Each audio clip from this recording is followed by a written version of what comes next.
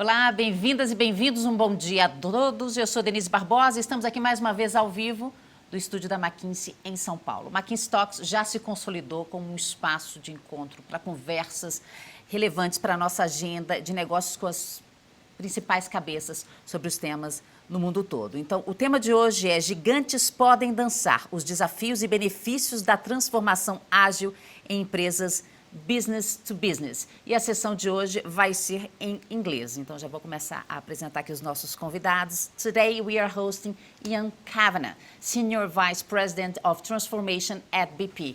Good morning, Ian. Good morning. How are you? Good, thank you. And you? Very good, thank you. We have also Christopher Handscomb, partner at McKinsey in London. Currently, he leads McKinsey work on organization in oil and gas, including agile operation models, merger management, transformational change, and human capital. Morning, Christopher. Morning.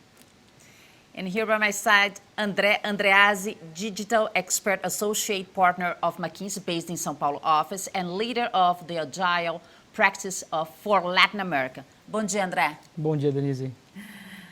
Vale lembrar você de casa que vocês podem mandar perguntas a qualquer momento, durante toda a sessão, clicando no botão que fica acima da janela do vídeo. Por favor, participem. A participação de vocês é fundamental. Fundamental. As I said, today's session will be in English. André, Christopher, and Ian, let's get started. Hello, good morning, everyone.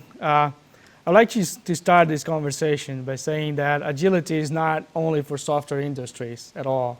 We're not talking about Google or Spotify here, but really how agile and this enterprise agility concept can bring a lot of values for business-to-business organizations.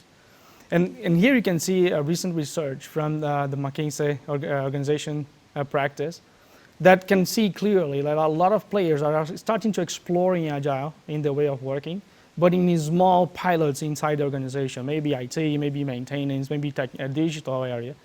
But some of them already going through this, and they are like past the prototype, past the scaling up, and some of them, very few of them, are going on new normal on agile. Agile is the way they do the normal work on them. And what the organizations are really doing is like they're reconfiguring their own parts of the organization that are normally divided in multiple silos, like maybe engineering, maybe maintenance, maybe others, right? There are specialties that normally go through handoffs between them in order to make the work done. And they reconfigure that way of working into an organization that are hundreds of cells. They are small teams with all the skills they need in order to make the work done. And this work is aligned between all of them every quarter, so everyone gets clarity about what is the objective, how can I achieve this objective as one team, and we have all the people we need to do this. So these organizations are reconfiguring themselves every 3 months in order to make sure they are aligned and centering the client. And now I'd like to invite Christopher here to talk about. Thank you. And so to the most important point, the impact of agility. And our data shows that agile organizations outperform their traditional counterparts across 4 dimensions. On employee engagement, employees who have clear objectives are empowered to improve their own work and are clearly focused on their customers are more engaged. And we typically see 20 to 30 point improvement in employee engagement scores, which then naturally drives to improved operational performance in terms of speed, target achievement, and predictability. Agile organizations do this by creating visibility on both expectations and real-time performance, and by fully dedicating employees to tasks. Improvements of 30 to up to even 50% are not uncommon here. And then customer satisfaction is also seen to improve, often by 10 to 30 points as well. Agile organizations are customer-centric, better enabling them to deliver superior end-to-end customer journeys and to capture growth opportunities. All taken together, this often leads to an increase of 20 to 30% in overall financial performance. So today, we're delighted to hear about one company, BP, and their journey to capture some of these benefits. I'm sure most people watching will have heard of BP. The company has operations across the world in Europe, Australasia, Asia, Africa, North and South America, including here in Brazil. And historically known as one of the oil and gas super majors, BP has recently set a new purpose to reimagine energy for people and the planet, with the ambition to become a net zero company by 2050 or sooner, and to help the world to get to net zero carbon emissions. We're delighted today to welcome Ian to speak and tell us a bit about their experiences with agility. Denise, back to you. So let's bring him to the conversation. Ian, can you tell us, please, why did you start on the agile journey?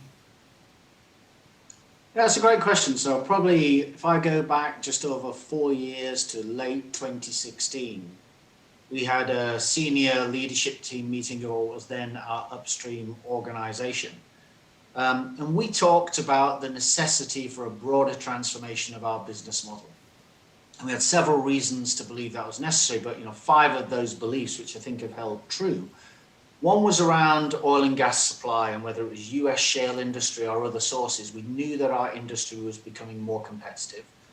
We knew a margin mindset that, say, the refinery or downstream parts of our business were very strong at, but the upstream maybe not as much, needed to become more the norm for us. We had a belief around carbon and environmental agenda that we knew even back then would shape our industry somehow, and as Christopher has said, it's led to a reimagining, a repurposing of our company. We also knew that digital, of which we believed we had a strong position in at the time, would become a source of competitive advantage, and hence launched our ambition around becoming a digital energy company, or at that time, oil and gas company. We also knew our stakeholder expectations, be it host governments, be it investors, would change.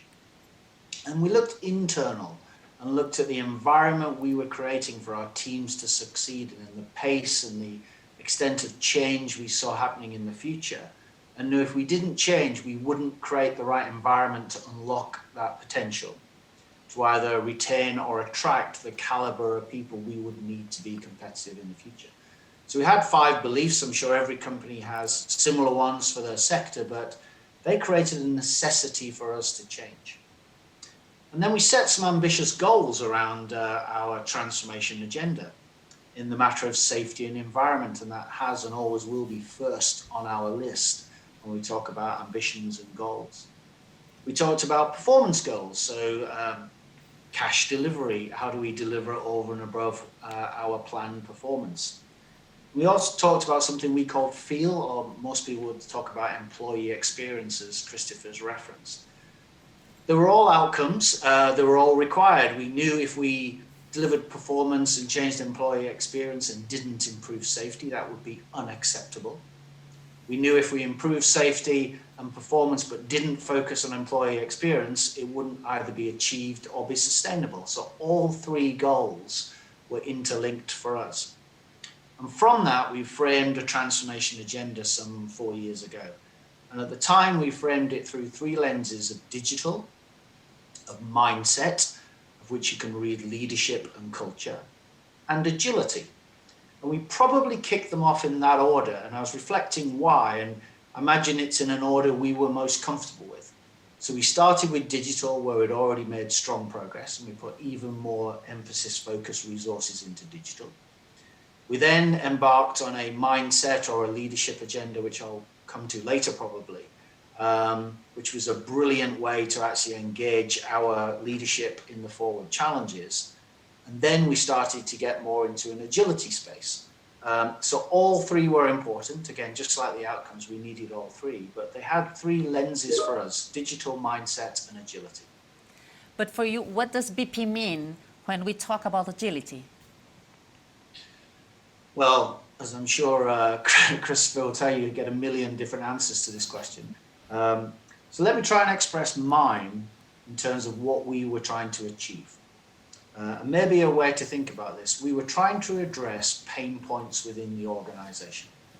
And there were things like prioritization, so how well we truly prioritized our activity and truly deployed resources to those prioritized activities. Cycle times for things like decision making and moving through stage gates, we knew could and needed to be quicker. We knew the organization wanted to feel, in reality and perception, more empowerment. So we knew there were pain points that we wanted to address.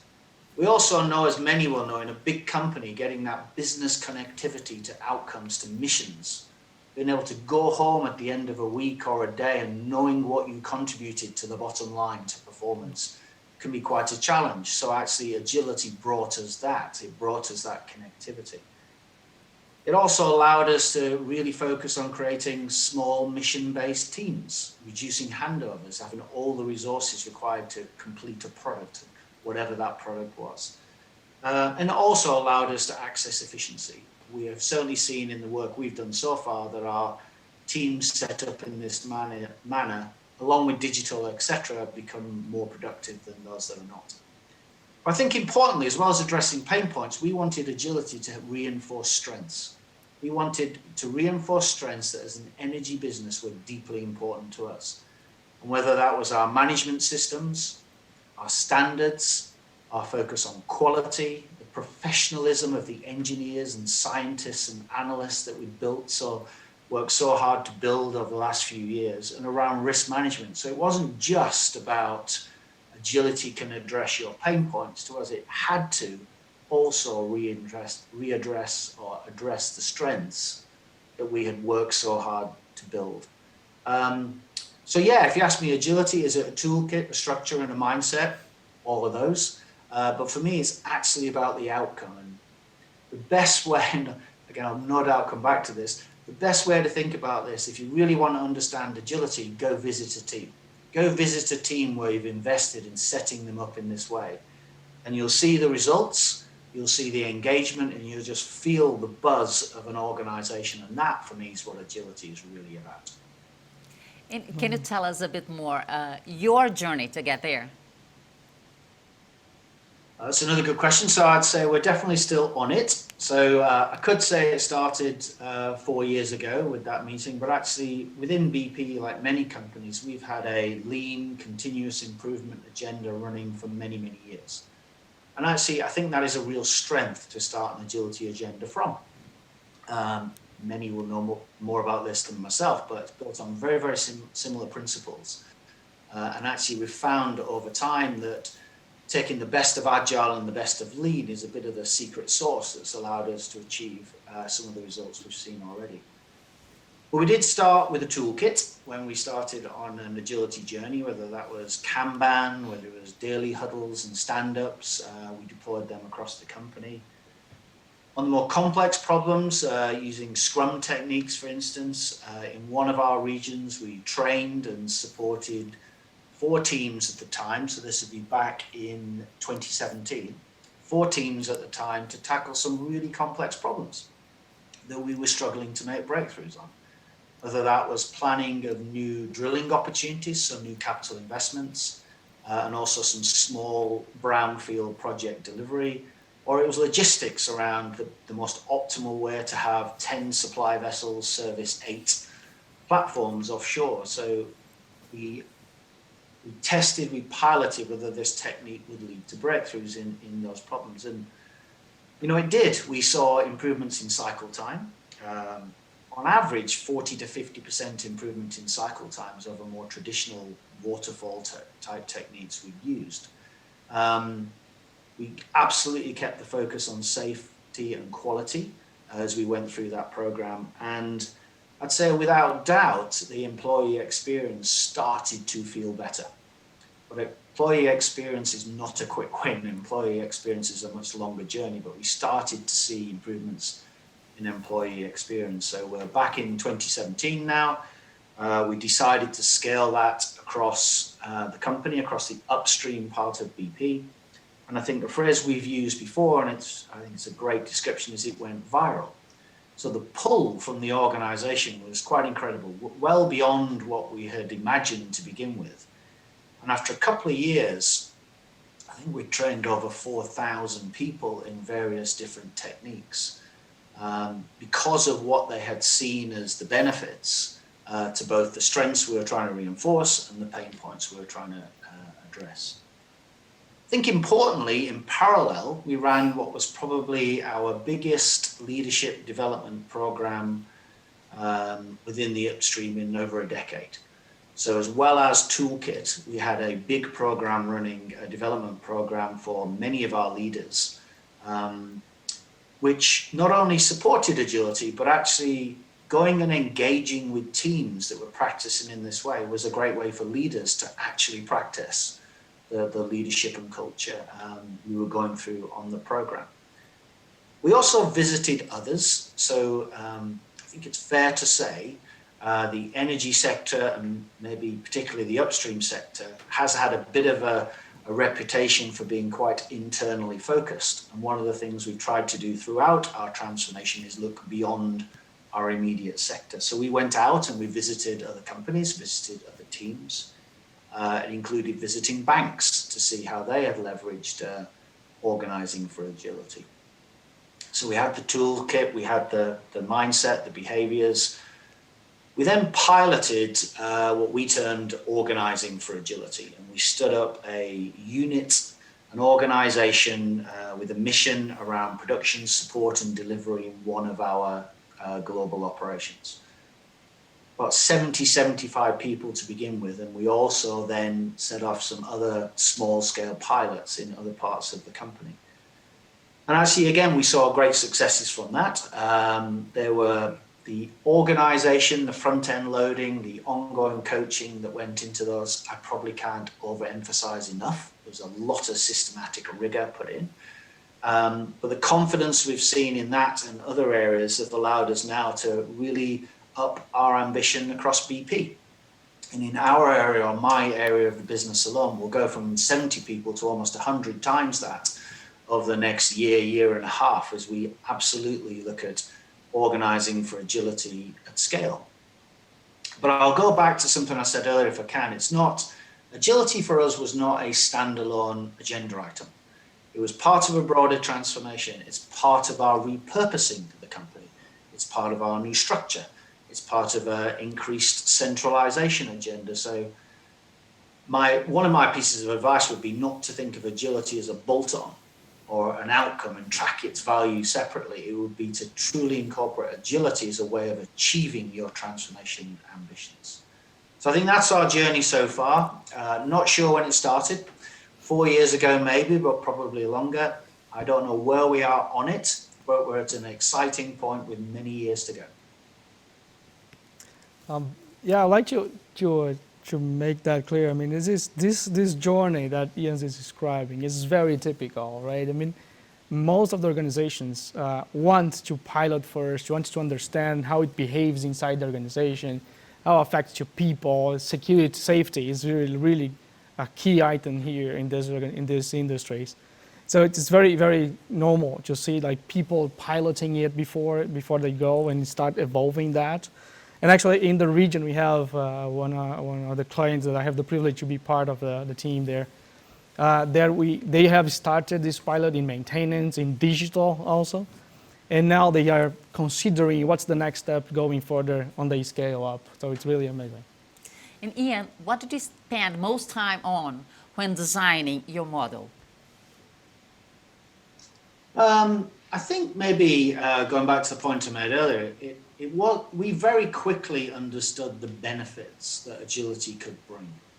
We spent most of our time and effort on making sure it was not at the expense or compromised what we'd worked so hard to build, what a high hazard industry, what an energy company or any sector holds as dear as unacceptable to compromise. So that's where we spent most of our time, understanding how quality could be assured, how risk was managed, our experts could engage in an even more powerful way. So it wasn't about convincing ourselves of something to do. It was about convincing ourselves that it was safe and correct to do for our company. Some of the teams took this to heart. We would go from having the traditional to-do, doing, done boards to do, doing, verified, done. And people would have a absolutely clear step that before we declared something was done, that it was signed off from a quality perspective. I think maybe 2 or 3 other things we spent time on, prioritization, and we still do. So it's one thing to say, here's my list of top 10. It's another to truly allocate and dedicate and focus resources. And I think that's an ongoing area for us, and I'd assert everybody to focus on. We put a lot of effort into, I hope this expression works, but workflows. We made that the kind of the currency or the building block of a lot of what we did. Made sure we had the right data, the right digital platforms. Made sure that we organized around workflows, so we reduced handovers, so we had end-to-end organizations and end-to-end processes. And that fit very, very well with our agility agenda.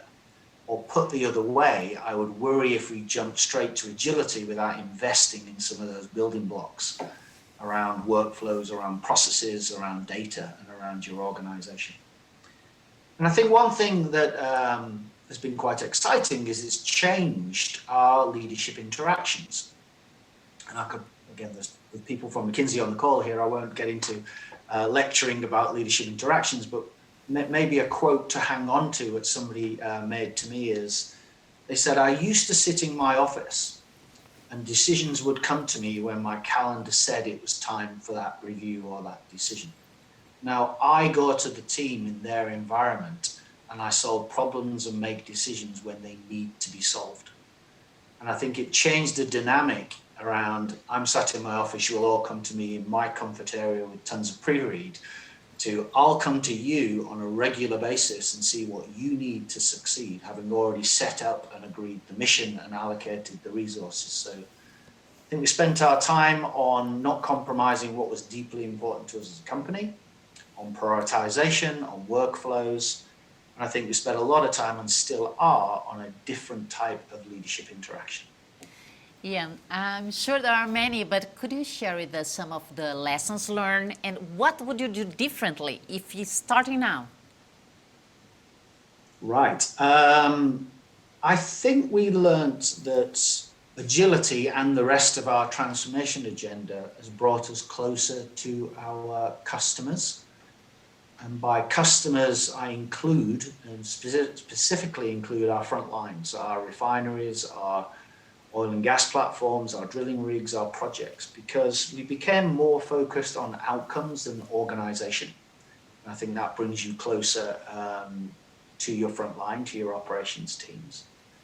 I think we learned that pilots, if well planned and executed, really work, and they're a really good way to begin and then build over time versus lots and lots of effort on one big program. We've been at this, as I said earlier, for a number of years and will be going forward. I do really believe we learned that agility is not standalone for all the reasons we mentioned before. And differently, that's always a good question. I think to begin with, we worried a little too much about the language and the theory of agility. So yes, it's important for some to know the difference between squads and units and discipline leads and Kanban and Scrum, etc. But I think we made it about that for a while. And there was a club and a language you knew or you didn't know. When we got more into outcomes, more into the experiences, more into the things we were trying to have our transformation deliver, I think that's when it really took off.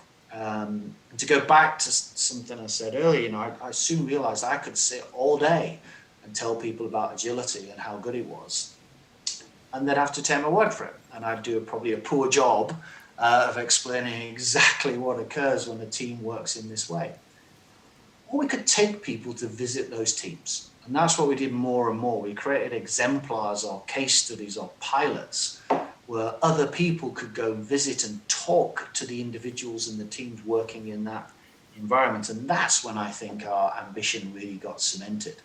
When other people, when an engineer's peers were saying, how do you work like this? I want to be part of something like that. Or leaders were asking, I love this. How do I create this environment? So I think what we do differently is less time on language and theory, more time getting into the pilots and learning as we go. And I think maybe another lesson would be the employee experience, because we certainly moved safety in the environment and performance quicker than we did employee experience. I think just recognizing that although you might want quick wins, you might want this gratification that I'm on the right agenda, it does take a continued investment to truly change that employee experience within the company without losing the strengths you don't want to lose. So I think that if that helps, sorry if that was a long list, there'd be the lessons and what I think we'd do differently. And Ian, how has COVID-19 impacted the Agile journey? Well, COVID-19 has obviously been a massive physical, mental health impact, economic impact for the entire world, and our program obviously fell into that same environment, so it's absolutely affected it. So I don't know. I think on one lens, maybe we could say that teams that had invested in prioritization, in clarity of accountabilities, of scope for that week, for that sprint, that were more connected to outcomes, were leaders were used to solving problems in a different way, removing impediments and barriers. Maybe we could say they fared a bit better, but I think it's a little bit early for us to say that categorically. But I think maybe that's what my gut feel would be, that those sound like basics, but those things that were in place more clearly because of the rigor of doing agility properly, I think probably helped. It's clearly tested our thinking on co-location. We got a big buzz on, rather than individuals sat at their desk creating physical collaboration spaces, putting a team in the same area with all the information around performance, around who was working on what, the daily stand-ups. That created a huge buzz for us as a way of working, rather than having drillers on one floor, analysts on another, subsurface on another, creating that small mission-based team. So doing that virtually has been okay, but we haven't yet, I don't think, created that same buzz as physical collaboration. So we're obviously now going to have to find a balance of how to do that. And I think sustaining a culture virtually has a ton of challenges. I'm sure you could have a whole different talk on, but I think there's some of the issues now around how in a more virtual world do you create that dynamism, that buzz, that clarity, that culture you're looking for, which, I don't know, my own belief is agility would support that. But I think we have got a lot to learn on exactly what that means as we go forward. Oh, that's a huge challenge. Yeah. André, I understand that McKinsey has also done some research about how agile companies across industries have coped compared with non-agile companies. Could you share some of the highlights, please? Sure. Yeah, that go very in line with me. And the research shows that globally, the organizations that came to agile before the pandemic period, they were with better processes, better structure in a way that they can use the flexibility of those small multiple teams they have in order to proper prioritize the work they have to do and how they can react to that very fast. And we have like local examples in the region here. We have a number of examples in the region. I'd like to bring one that I was part of, the privilege to be part of this client work, that they were on the transformation for several years now also. And in the beginning of the quarter two, they were planning for the quarter, preparing the all objectives for the corporation, and also for the teams. Like you cascade all the objectives through the hundreds of teams they have now. And they had done that, and 2 weeks later, they got locked down. I mean, then the pandemic came to South America, then the countries were closed, and they had to rearrange the whole objectives they have. So the whole corporation was like, kind of this doesn't make any sense anymore. Some of the products were like, no way to do this in remote. So they refreshed the whole objectives for the corporation and could cascade it down to all the teams. We're talking about hundreds of teams there. And it took only 4 days to do this. So they have spent 1 week most of the time to make all the objectives now okay for the pandemic period, for every single team that now have a clear mission for what you do in the next 3 months. So it's really, really impressive how they reacted on this. And Christopher, I have a question for you too. We've heard BP's story, and there has clearly been tremendous impact. However, it seems that B2B companies are less mature in agile adoption than some other industries. Why do you think this is? I mean, I think it's certainly true that agility originated in software and then was taken up very actively in banking and telecommunication industries. However, there really has been an increasing interest and more examples in heavy industries over the past couple of years, of which, of course, BP is a truly great example. And when I talk to these these B2B type companies, there are some common misconceptions that really time and again come up. So things like, agile technology companies celebrating a fail fast approach, but in many B2B industries, failure isn't an option. And for many decisions and activities that they have to take. And similarly, the Agile Manifesto emphasizes individuals and interactions over processes and tools, and responding to change over following a plan. And I think sometimes phrases and words like this can really not go down well, taken at face value with B2B companies, where processes and planning are undoubtedly essential, especially if lives and capital investments, or major capital investments, are at stake. But what I often say to these guys is that these truly are misconceptions. And for example, agility celebrates learning, not failure. So the agile mindset involves a constant desire to learn and become more effective. And so in software development, that may well be summarized in the catchy fail fast phrase. But in asset-heavy industries or B2B, it might be better articulated as learning fast. So how can these organizations design ways of working that raise productivity in every shift, in every rotation, or to lower development costs on every project? That's the kind of way you should think about that. And then second misconception, agility is absolutely not a free-for-all. Agile ways of working, whether that's Scrum or other agile methods, are highly structured, and they promote greater speed through precisely having clearly defined, transparent processes and day-to-day working practices. And then finally, a final third misconception, agility absolutely does not mean not having a plan. Agile ways of working promote clear identification, and Ian mentioned it a few times, much forcing prioritization and decisions up front, and that's often called a backlog. And that is driven through a clear rhythm, sometimes called sprints. Agile organizations, however, acknowledge that conditions and needs often will evolve, and therefore designs plans that are adaptable and they're more able to change so that they can deliver better outcomes. So I don't think there's any fundamental reason why B2B companies shouldn't be excited and interested by agility. And I think we're just at the outset of the curve, and we're going to see a real uptake and an adoption over the coming years. And André, finally, how long does it typically take to implement an agile program? Well, that may vary a lot. Very different. That's a very difficult question to answer.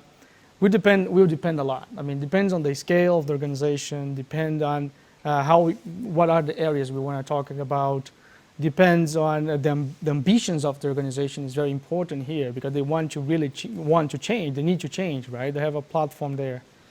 And also the top team alignment on this. I mean, the top team must be very clear about what they want out of this transformation before every move, right? And so it's different. Like, you can talk about pilots, that is a matter of weeks, then you can get some pilots set and up and running.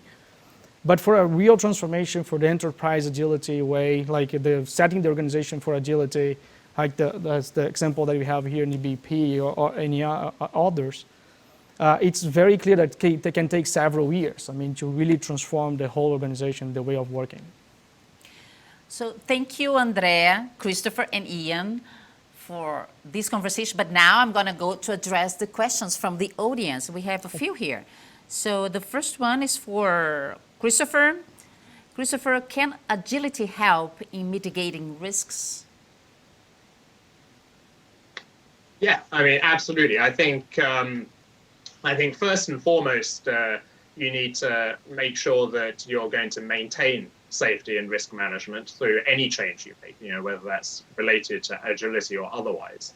But I would indeed absolutely go further. And I think Ian alluded to this, right? I think agility, agile operating models have potential, and we've started to prove a real ability to actually get better management of risk and to make work safer. And why is that? So I think partly it's because risk oftentimes manifests at interfaces. So when one team hands off on a workflow to another team, and there's maybe misunderstanding or imperfect communication exchange. And so in an agile team, when you bring together people from different functions, from different disciplines into the same team, the people needed to get the work done, there were fewer interfaces. And as a consequence, there's less opportunity for some of those risks to emerge. And then maybe a second reason why risk management may improve is around transparency. I mean, one of the real core principles that comes through in almost all agile ways of working and tools is about making work transparent. What is it I'm committing to do? What am I working on? What have I done? And through making work transparent in real time, rather than just in the sprint review or in a stage gate review, risks also become much more apparent to everybody. And when risks are apparent, they can be addressed and mitigated. And Ian, a question for you. How BP sees and manages risk in agile operating model? Yeah, I think it's build on what Christopher said. I mean, Agile does not throw away your existing processes, systems, safeguards, authorities, technical sign-off. And I actually think the transparency point Christopher made is really key. I think agility as a way of working can really promote an openness and a trust. So rather than having to go in and find something, it really puts the emphasis on the team to call in the expertise and the support as they need it. So I think, like anything, done badly, you have an issue. Done well, I think there's no reason agility cannot support your ambitions. And to be clear, we at BP wouldn't be doing it if we thought we had some issues in that space. We think it absolutely will help us achieve our ambitions on personal safety, on process safety, and on environmental and on risk.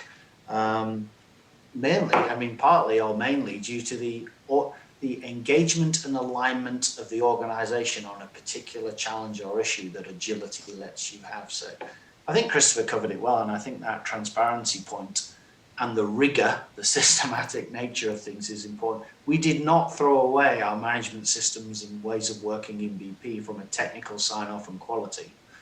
You all know we wouldn't do that. We actually reinforced them as part of going agile. Sure.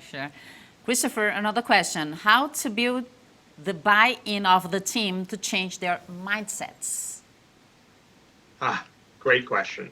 I mean, and maybe actually answering this, I'd make a distinction between top leaders and then the front line, so actually maybe the team itself. And on the latter, in my experience, there's actually rarely a challenge when it comes to the front line when they're asked to work in an agile team. Quite the contrary. I mean, what we find is that the clarity on mission, having people provided with the resources, the people and the tools required to execute that mission, and then empowered to go and do that, it's just a great unlock, and it transforms the work experience for the team members. So they actually really lap this up. And then, like Ian's saying, that's correct, because people hear that message and they increasingly want to work in these ways. With leaders, I think, though, on the other hand, there is a very substantial mindset shift required for success. For many years, organizations have seen leaders as planners, directors, controllers.